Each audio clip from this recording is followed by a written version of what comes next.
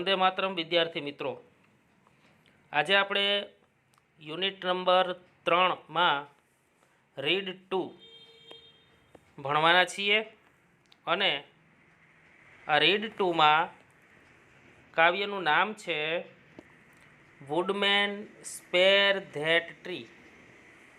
Woodman એટલે થાય કઠિયારો, વુડમેન એટલે કઠિયારો. સ્પેરનો મતલબ થાય do not harm. Do not harm એટલે ઈજા કે નુકસાન ન પહોંચાડવું. વુડમેન એટલે કઠિયારો અને સ્પેર એટલે નુકસાન ન પહોંચાડવું. ધેટ ટ્રી એટલે તે વૃક્ષને. કાવ્યનું શીર્ષક છે કે હે કઠિયારા, તું એ વૃક્ષને નુકસાન ન પહોંચાડ. તો આ કાવ્ય છે.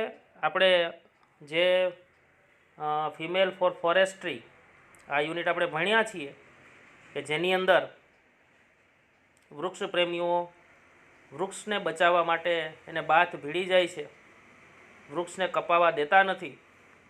તો એવી જ રીતે અહીંયા એક સરસ મજાનું કાવ્ય આપેલું છે.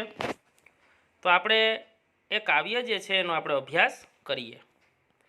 કાવ્ય જે છે એ જ્યોર્જ પોપ મોરિસ દ્વારા લખાયેલું છે. આપણા યુનિટ નંબર 3માંનું read 2. Woodman spare that tree.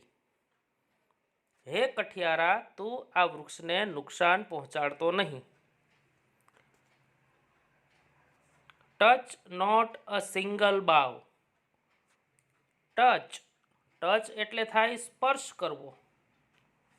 Touch not સ્પર્શ કરતો નહીં. અ સિંગલ બાવ, BOUGH. બાવ શબ્દ જે છે એનો મતલબ થાય બ્રાન્ચ, ડાળી અથવા શાખા. Touch not a single bough, તું એની એક પણ ડાળીને સ્પર્શ કરતો નહીં. In youth it sheltered me. In youth એટલે કે યુવાનીમાં.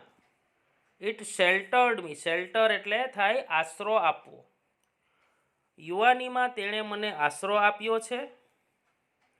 And I will protect it નાવ. અને હવે હું તેનું રક્ષણ કરીશ. પ્રોટેક્ટ કરવું એટલે રક્ષણ કરવું. તો આ 4 લીટી જે છે, વુડમેન સ્પેર ધેટ ટ્રી. હે કઠિયારા, તું આ વૃક્ષને નુકસાન પહોંચાડતો નહીં. ટચ નોટ અ સિંગલ બાવ, તેની એક પણ ડાળીને અડતો નહીં. ઇન યુથ ઇટ શેલ્ટર્ડ મી. યુવાનીમાં તેણે મને આશરો આપ્યો છે. And I will protect it નાવ. અને હવે હું તેનું રક્ષણ કરીશ. બરાબર. તો આ પેરેગ્રાફ જે છે, પહેલો સ્ટાન્ઝા, એમાં આપણી પાસે એક નવો શબ્દ કયો આવ્યો છે? બાવ. તો એનો મતલબ થાય છે બ્રાન્ચ, અથવા ગુજરાતીમાં કહીએ તો ડાળી અથવા શાખા. શેલ્ટર્ડ એટલે થાય આશરો આપવો. બરાબર. બીજો પેરેગ્રાફ જોઈએ. ટ્વાસ my forefather's hand. ટ્વાસ my forefather's hand. આ ટ્વાસ જે લખેલું છે ભાઈ, બરાબર, તો ટ્વાસનો મતલબ થાય છે ઇટ વોઝ. ટ્વાસ એટલે શું થાય? It was. પરીક્ષામાં પૂછી શકાય આવું કે ભાઈ ટ્વાસ એટલે શું? તો ટ્વાસ મીન્સ ઇટ વોઝ. બરાબર. ટ્વાસ માય ફોર ફાધર્સ હેન્ડ. અહીંયા ફોર ફાધર લખેલું છે. ફોર ફાધર એટલે થાય પૂર્વજો, જેને આપણે એનું સામાનાર્થી છે એન્સેસ્ટર્સ. બરાબર. એન્સેસ્ટર્સ. બરાબર. આ છે એનો સ્પેલિંગ એન્સેસ્ટર્સનો. એન્સેસ્ટર્સ એટલે પણ પૂર્વજો થાય. ફોર ફાધર એટલે પણ પૂર્વજો થાય. બરાબર. તો it was my forefather's hand એટલે કે મારા પૂર્વજોએ પોતાના હાથે જ ધેટ પ્લેસ્ડ ઇટ. અહીંયા પ્લેસ્ડ એટલે જગ્યા નહીં, પણ પ્લેસ એટલે અહીંયા કહીએ વાવવું અથવા ઉગાડવું. That placed it near his cot. Near his cot. Cot એટલે થાય ખાટલો. મારા પૂર્વજોએ પોતાના હાથેથી જ પોતાના ખાટલાની બાજુમાં તેને ઉગાડેલું છે, વાવેલું છે. ધેર તો ત્યાં જ, વુડમેન કઠિયારા તો તું એને ત્યાં જ, લેટ ઇટ સ્ટેન્ડ ઊભું રહેવા દે. તો હે કઠિયારા તું એને ત્યાં જ ઊભું રહેવા દે. બરાબર. તો ટ્વાસ માય ફોર ફાધર્સ હેડ મારા પૂર્વજોએ પોતાના હાથે જ, that placed it near his cot, cot એટલે ખાટલો, મારા પૂર્વજોએ પોતાના હાથે જ પોતાના ખાટલાની બાજુમાં તેને વાવેલું છે. There woodman let it stand તો હે કઠિયારા તું એને ત્યાં જ ઊભું રહેવા દે. ત્રીજો પેરેગ્રાફ જોઈએ એના પછીનો. Thy ex shall harm it not. Thy ex, અહીંયા જે શબ્દ લખ્યો છે thy THY, એનો મતલબ થાય છે YOUR, યોર. બરાબર. thy શબ્દનો મતલબ થશે યોર. બરાબર. તો thy ex, અહીંયા એક્સનો સ્પેલિંગમાં પણ જો AX લખેલો છે. બરાબર. સાચો સ્પેલિંગ છે AXE. તો અહીંયા પ્રિન્ટ મિસ્ટેક નથી, પરંતુ મિત્રો આમાં ઓલ્ડ ઇંગ્લિશ પ્રમાણેના શબ્દો વાપરેલા છે. એટલે અહીંયા THY નો મતલબ થાય છે YOUR, અને AX સ્પેલિંગ જે છે એનો ફૂલ સ્પેલિંગ AXE થાય. એક્સ એટલે કુહાડી. thy ex એટલે યોર એક્સ, તારી કુહાડી. thy ex shall harm it not, તારી કુહાડી એને નુકસાન પહોંચાડી શકશે નહીં. ધેટ ઓલ્ડ ફેમિલિયર ટ્રી, તે જૂનું, ફેમિલિયર એટલે થાય પરિચિત. ધેટ ઓલ્ડ ફેમિલિયર ટ્રી, તે એક જૂનું પરિચિત વૃક્ષ છે. Whose glory and renown, glory, glory એટલે કીર્તિ, રિનોન એટલે ખ્યાતિ અથવા પ્રતિષ્ઠા. આમ તો ગ્લોરી અને રિનોન બંને સમાનાર્થી શબ્દો જ થાય. હા, ગ્લોરી એટલે કીર્તિ અને રિનોન એટલે કે પ્રતિષ્ઠા અથવા ખ્યાતિ. હુઝ ગ્લોરી એન્ડ રિનોન એટલે કે જેની કીર્તિ અને ખ્યાતિ આર સ્પ્રેડ, સ્પ્રેડ એટલે ફેલાયેલી છે, over land and C. Over land and C, OER લખ્યું છે ત્યાં આપણે ઓવર બોલવાનું છે, ઓવર લેન્ડ એન્ડ સી. તો લેન્ડ એટલે થાય જમીન. બરાબર. સી એટલે થાય સમુદ્ર.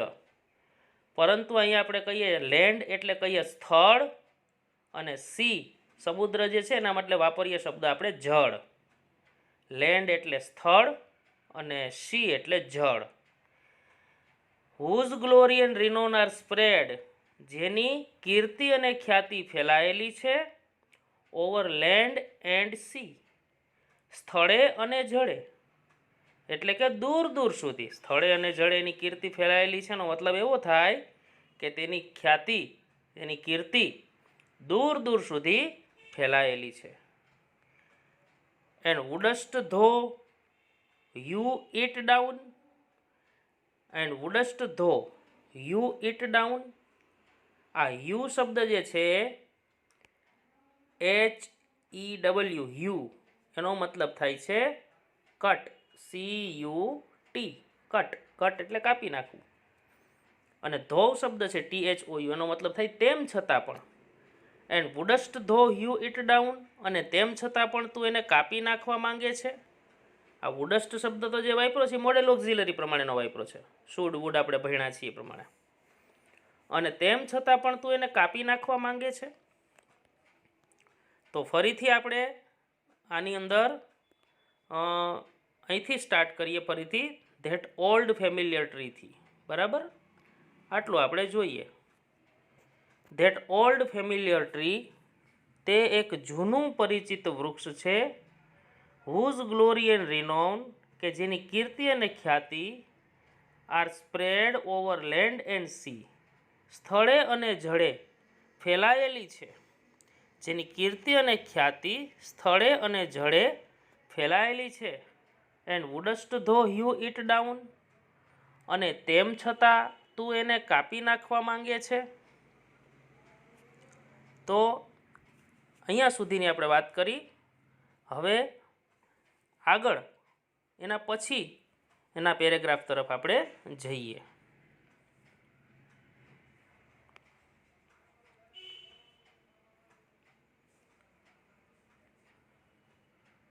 Woodman forbear thy stroke. તો વુડમેન એટલે કઠિયારો. ફોર બિયર એટલે થાય અટકાવવું. ફોર બિયરનો મતલબ થાય stop. Woodman forbear thy stroke. THY thy શબ્દ જે છે એનો મતલબ તો મેં તમને હમણાં જ કીધો કે THY ધાય એટલો મતલબ થશે યોર, અને સ્ટ્રોક શબ્દ જે છે એનો મતલબ થાય પ્રહાર. Woodman forbear thy stroke. હે કઠિયારા, તું તારા પ્રહારને અટકાવ. સ્ટ્રોક એટલે પ્રહાર. હે કઠિયારા, તું તારા પ્રહારને અટકાવ. કટ નોટ, કાપીશ નહીં. Its earth bound ties. Earth bound ties એટલે કે જમીન સાથે જકડાયેલા તેના મૂળ. હે કઠિયારા, તું તારા પ્રહારને અટકાવ. જમીન સાથે જકડાયેલા તેના મૂળ એને તું કાપીશ નહીં. O spare that aged oak. Spare એટલે રહેવા દે, નુકસાન ન પહોંચાડ. That aged oak. એજ્ડ એટલે વયોવૃદ્ધ, અને ઓક શબ્દ જે છે ને એ ઓક એ વૃક્ષનું નામ છે. આપણને પાઠમાં પરીક્ષામાં ક્યારેક એવું પણ પૂછાય કે આમાં કયા વૃક્ષની વાત થાય છે, તો અહીંયા ઓક નામના વૃક્ષની વાત થાય છે. O spare that aged oak. અરે તે વયોવૃદ્ધ ઓકને તું રહેવા દે. Now towering to the skies. Towering, tower એટલે થાય ખૂબ ઊંચું, બરાબર. ટુ ધ સ્કાય, સ્કાય એટલે થાય આસમાન, આકાશ. તો જે આકાશ સુધી ઊંચું હોય ને એને આપણે કહીએ છીએ ગગનચુંબી. નાવ ટાવરિંગ ટુ ધ સ્કાઈઝ એટલે હવે જે ગગનચુંબી બની ગયું છે એ વયોવૃદ્ધ ઓકને તું રહેવા દે, એને કાપીશ નહીં. તો આ 4 લીટી એક વખત ફરીથી બોલી જાઉં છું. Woodman forbear thy stroke. હે કઠિયારા, તું તારા પ્રહારને અટકાવ. Cut not its earth bound ties. તેના જમીન સાથે જકડાયેલા મૂળને તું કાપીશ નહીં. O spare that aged oak. અરે તે વયોવૃદ્ધ ઓકને તું રહેવા દે. Now towering to the skies કે જે ગગનચુંબી બની ગયું છે. આગળ કવિ પોતાની વાત કરે છે કે પોતે જ્યારે નાના હતા ત્યારે આ વૃક્ષની સાથે એના કેવા સંબંધો હતા. તો કવિ કહે છે કે when but an idle boy. Idle boy એટલે થાય આળસુ છોકરો. જ્યારે હું હતો એક આળસુ છોકરો. I shout its grateful shade. Shout, અહીંયા શાઉટ શબ્દ જે છે ને એનો મતલબ થાય એન્જોયડ. શાઉટ એટલે થશે એન્જોયડ, આનંદ માણવો. I shout its grateful shade. Shout એટલે માણવું, ગ્રેટફુલ એટલે આહલાદક, શેડ એટલે છાંયો. I shout its grateful shade. મેં તેના આહલાદક છાંયડાનો આનંદ માણ્યો છે. શાઉટ એટલે માણવું, એન્જોય કરવું. આઈ શાઉટ ઇટ્સ ગ્રેટફુલ શેડ. જ્યારે હું એક નાનો આળસુ છોકરો હતો ત્યારે મેં તેના આહલાદક છાંયડાનો આનંદ માણ્યો છે. ઇન ઓલ ધેર ગુશિંગ જોય. નવો શબ્દ આપણે સાંભળો ભાઈ, ગુશિંગ જોય. તો ગુશિંગ જોયનો મતલબ થાય ઓવરવેલ્મિંગ લવ. મતલબ કે ઉમળકાભેર આનંદ, બરાબર. ઇન ઓલ ધેર ગુશિંગ જોય, ઉમળકાભેર આનંદ સાથે. Here to my sister's played. અહીં મારી બહેનો પણ રમી છે. ઉમળકાભેર આનંદ સાથે અહીં મારી બહેનો પણ રમી છે. My mother kissed me here. મારી માતાએ મને અહીં ચુંબન કર્યું છે. મતલબ કે કવિ જ્યારે નાના હતા વૃક્ષની ફરતે જ્યારે પોતે ગોળ ગોળ ચક્કર ફરતા રમતા અને રમતા રમતા ક્યારેક જો એ પડી જાય, એમને વાગી જાય, તો દોડીને એમની મા જે છે એની પાસે આવે. કવિ જ્યારે નાના હતા ત્યારે એની મા એને તેડી લે, એને વહાલ કરે. એટલા માટે કવિએ લખ્યું છે કે ઉમળકાભેર આનંદ સાથે અહીં મારી માતાએ મને ચુંબન કર્યું છે. My father pressed my hand, મારા પિતાજીએ મારો હાથ દબાવ્યો છે. પ્રેસ્ડ એટલે દબાવવું, તો ભાઈ પિતાજીએ હાથ દબાવ્યો છે એનો મતલબ શું? સાદું આપણે ગુજરાતી કરીએ તો પ્રેસ્ડ માય હેન્ડ એટલે હાથ દબાવો, પ્રેસ એટલે દબાવવું, બરાબર. પણ મિત્રો અહીંયા કવિ એમ કહેવા માંગે છે કે જ્યારે હું ઉદાસ હોઉં, હતાશ હોઉં, નિરાશ હોઉં, ક્યારેક પરીક્ષામાં ઓછા માર્ક્સ આવે અથવા તો કોઈ પ્રકારની મનની લાગણીઓ દુભાણી હોય અને હું નિરાશ થઈને આ વૃક્ષની નીચે બેઠો હોઉં ને, તો મારા પિતાજી મારી પાસે આવે. મારી પાસે આવીને મારો હાથ પોતાના હાથમાં લઈ અને પછી એની ઉપર પોતાનો હાથ મૂકીને મને ખૂબ પ્રેમથી કહેતા કે બેટા ચિંતા ન કરીશ, બધું થઈ જશે, બરાબર. તો આ પપ્પા અહીંયા સાંત્વના આપતા. તો પ્રેસ્ડ માય હેન્ડ એટલે હાથ દબાવવો એમ કહેવાને બદલે આપણે એમ કહીએ સાંત્વના આપવી. My father pressed my hand, મારા પિતાજીએ અહીં મને સાંત્વના આપી છે. આટલું બોલતા કવિની આંખમાંથી આંસુ સરી પડે છે. એટલે કવિ કહે છે કે ફરગીવ ધીસ ફૂલિશ ટીયર. ફરગીવ એટલે માફ કરી દો. ધીસ ફૂલિશ ટીયર, આ મૂર્ખ આંસુઓને તમે માફ કરી દો. But let that old oak stand. But let that old oak stand, પરંતુ તે વયોવૃદ્ધ ઓકને તમે ત્યાં જ ઊભું રહેવા દો. તો મિત્રો આ કાવ્ય જે છે એનું આપણે ફરીથી એક વખત ગુજરાતી કરીશું, બરાબર. અને પછી જો તમને કંઈ પ્રશ્ન હોય તો તમે ગમે ત્યારે મેસેજ કરીને પૂછી શકો, અથવા તો એક બે વખત રિમાઇન્ડ કરીને તમે સાંભળી લેશો તો પણ તમને બધું વાત સમજાઈ જશે. આપણે ફરીથી એક વખત આનું ગુજરાતી કરીએ. વુડમેન સ્પેર ધેટ ટ્રી, હે કઠિયારા તું એ વૃક્ષને નુકસાન પહોંચાડતો નહીં. ટચ નોટ એ સિંગલ બાવ, તેની એક પણ ડાળીને તું અડતો નહીં. ઇન યુથ ઇટ શેલ્ટર્ડ મી, યુવાનીમાં તેણે મને આશરો આપ્યો છે. And I will protect it નાવ, ને હવે હું તેનું રક્ષણ કરીશ. ટ્વાસ માય ફોર ફાધર્સ હેન્ડ, મારા પૂર્વજોએ પોતાના હાથે જ that placed it near his કોટ, પોતાના ખાટલાની બાજુમાં તેને વાવેલું છે. There woodman let it stand, તો હે કઠિયારા તું એને ત્યાં જ ઊભું રહેવા દે. Thy axe shall harm it not, તારી કોહાડીથી તું એને નુકસાન પહોંચાડી શકીશ નહીં.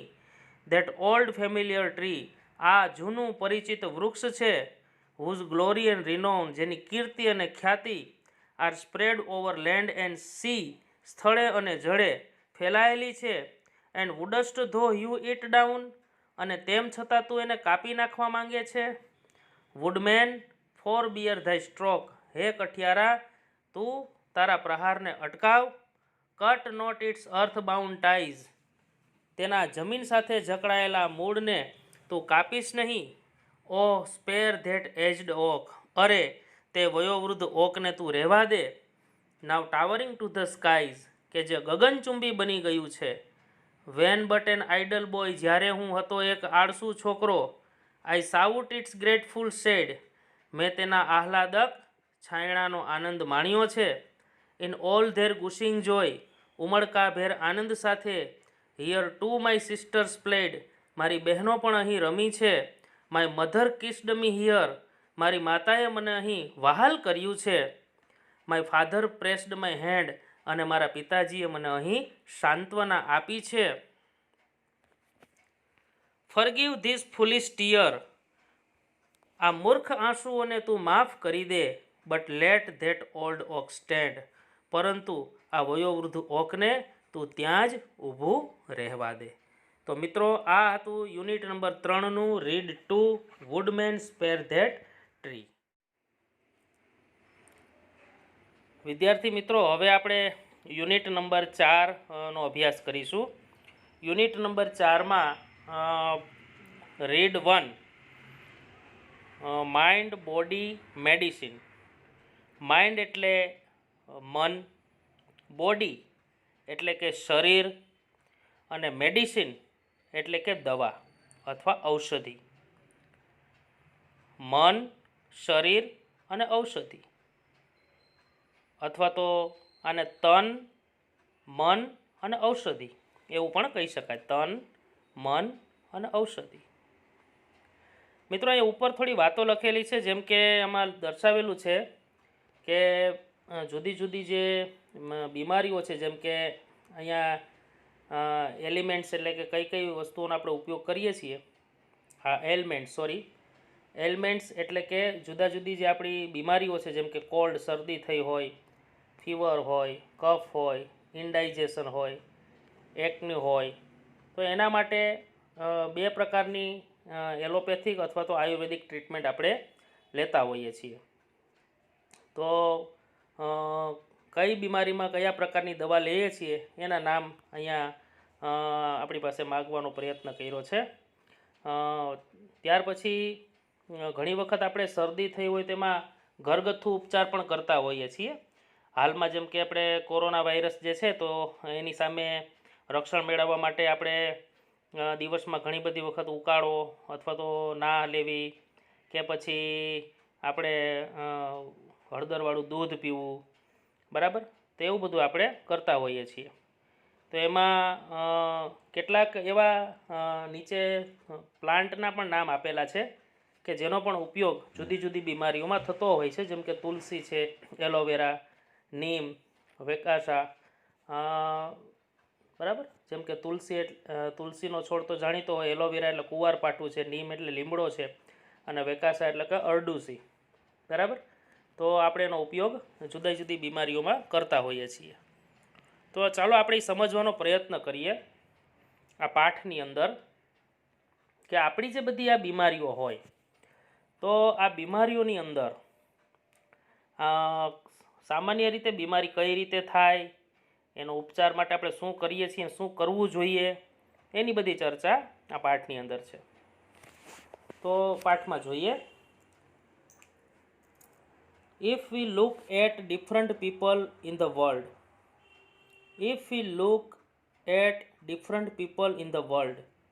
around us, આપણી આસપાસના જુદા જુદા લોકોની તરફ જો આપણે જોઈએ, if we look at different people in the world around us, આપણી આસપાસના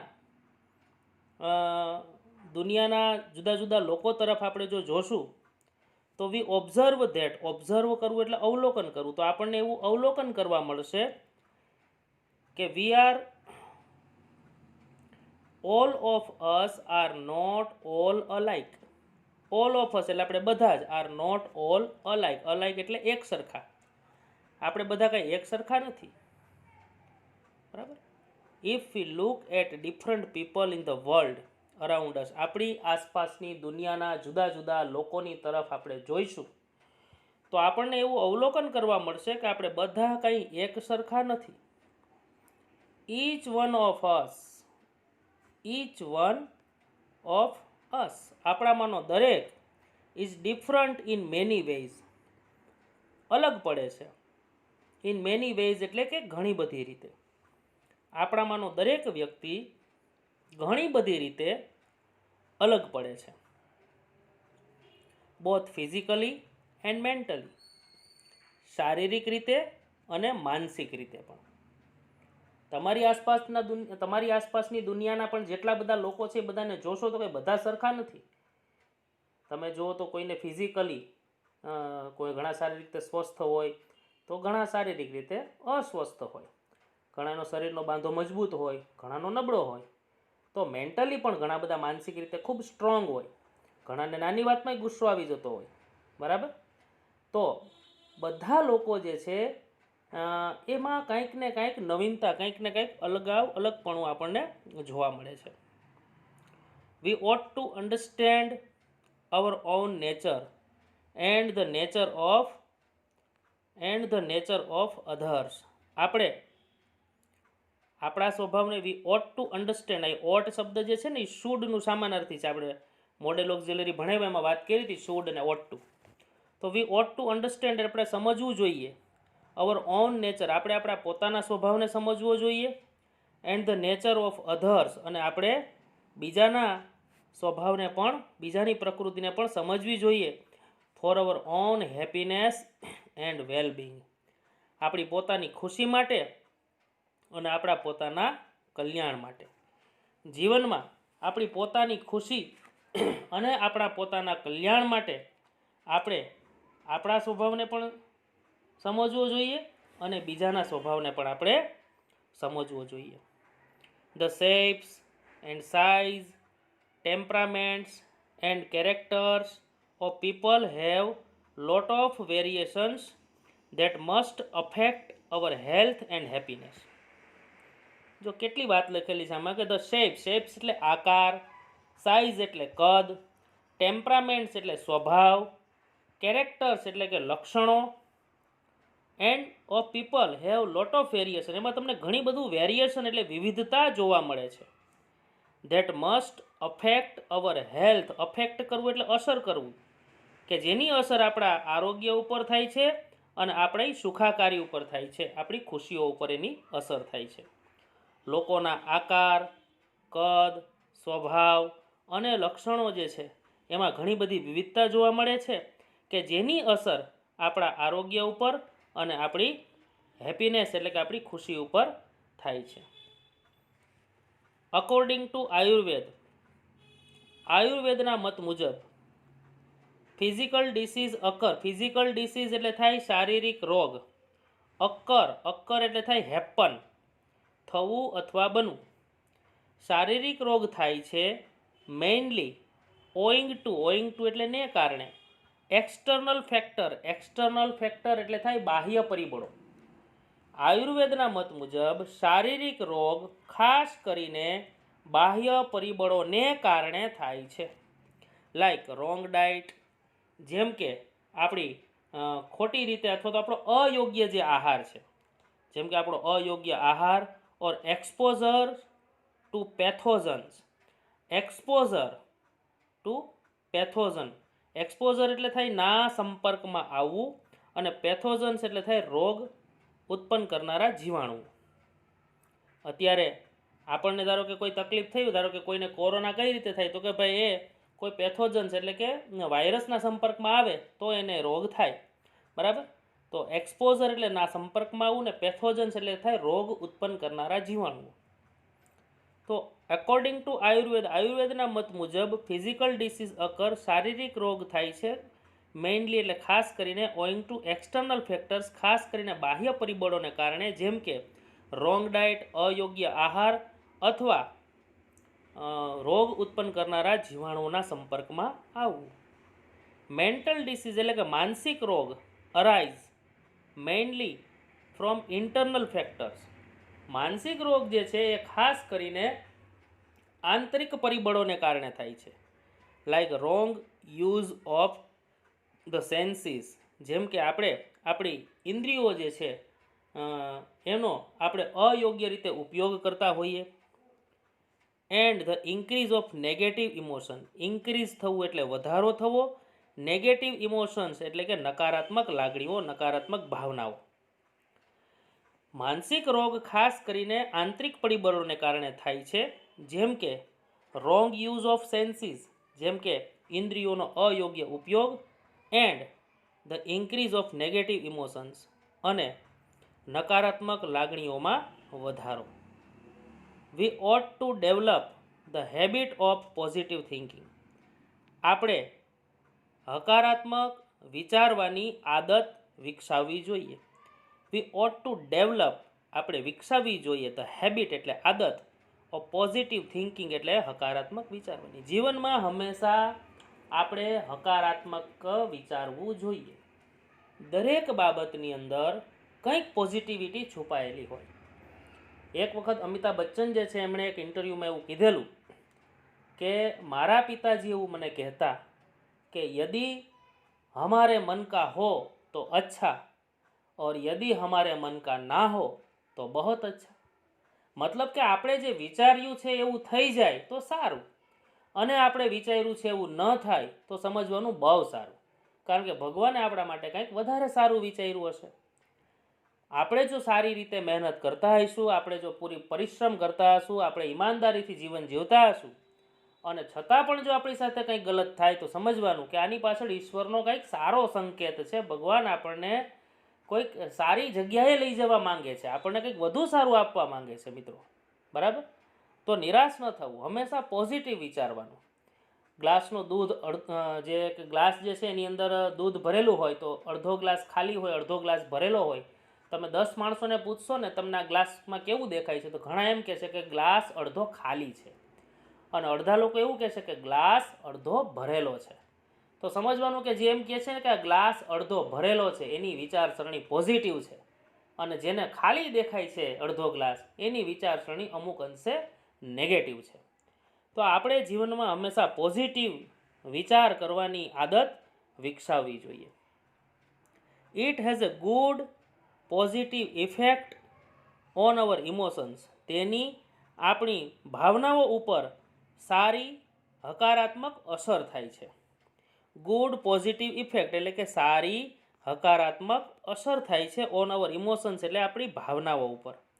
જો તમે પોઝિટિવ જ વિચારશો ને હંમેશા, તો એનાથી તમારી અંદર એક હકારાત્મકતા અથવા તો એક પોઝિટિવિટી ક્રિએટ થશે, અને એની તમારી ભાવનાઓ પર, તમારી લાગણીઓ પણ પર સારી અસર થશે. However both physical and psychological, physical એટલે શારીરિક અને સાયકોલોજીકલ એટલે માનસિક, ડિસીઝ એટલે રોગ, આર યુઝ્યુઅલી મિક્સ્ડ, આ બંને સામાન્ય રીતે એકબીજામાં મિશ્રિત થયેલા હોય છે. એન્ડ વન સેલ્ડમ અકર, સેલ્ડમ એટલે ભાગ્યે જ, અકર એટલે હેપન થાય છે, વિધાઉટ ધ અધર બીજા વગર, અને એક રોગ બીજા વગર ભાગ્યે જ જોવા મળે છે. મતલબ કે તમને જો કોઈ શારીરિક તકલીફ થઈ હોય તો એનો મતલબ એમ કે એ શારીરિક તકલીફ જે છે એની સાથે તમારી માનસિક તકલીફ જોડાયેલી હોય. ઘણી વખત એક વખત મેં ન્યૂઝપેપરમાં વાંચ્યું હતું કે એક ભાઈ પેપરની અંદર જે રોગ વાંચે, ધારો કે એમણે ડાયાબિટીસ વિશે વાંચ્યું હોય તો બીજે દિવસે એમને ડાયાબિટીસ થઈ જાય. ધારો કે એમણે સાંધાના વા વિશે વાંચે તો બીજે દિવસે એમને પગના સાંધા દુખવા માંડે. બરાબર? મતલબ કે પોતે જે વાંચે એ બીજે દિવસે એના શરીર ઉપર એને એ અસર દેખાવા માંડે. બરાબર? દરરોજ નવો નવો રોગ થાય. એનો મતલબ એવો થયો કે ખરેખર રોગ એમના શરીરમાં નથી પણ ક્યાં છે? એમના મનમાં છે. બરાબર? તો મનની અંદર જો રોગ ઘૂસી જાય તો એ રોગને પાછો કાઢવો ખૂબ અઘરો છે. બરાબર? ઘણા લોકોને જો તાવ આવ્યો હોય, તમારા ઘરમાં વડીલો હોય, ધારો કે તમારા મમ્મી પપ્પા, ક્યારેક એમને તાવ આવ્યો હોય તો એ ગણકારતા નથી. એમને તાવ આવ્યો હોવા છતાં પણ એમ કે ભાઈ તો મટી જશે, કાંઈ વાંધો નહીં, પોતાના કામમાં વ્યસ્ત જ હોય અને મજા કરતા હોય તો એને ઓટોમેટિક પણ સારું થઈ જાય. બરાબર? ઘણી વખત આપણે દેશમાં આપણા જે વડીલો છે, દાદા દાદી, તો ઘણી વખત આપણે એવું જોઈએ છે કે આપણે દાદા જે છે એ અથવા તો આપણા બા છે એ નથી દવા લેતા છતાં પણ એમને 1-2 દિવસમાં સારું થઈ જાય.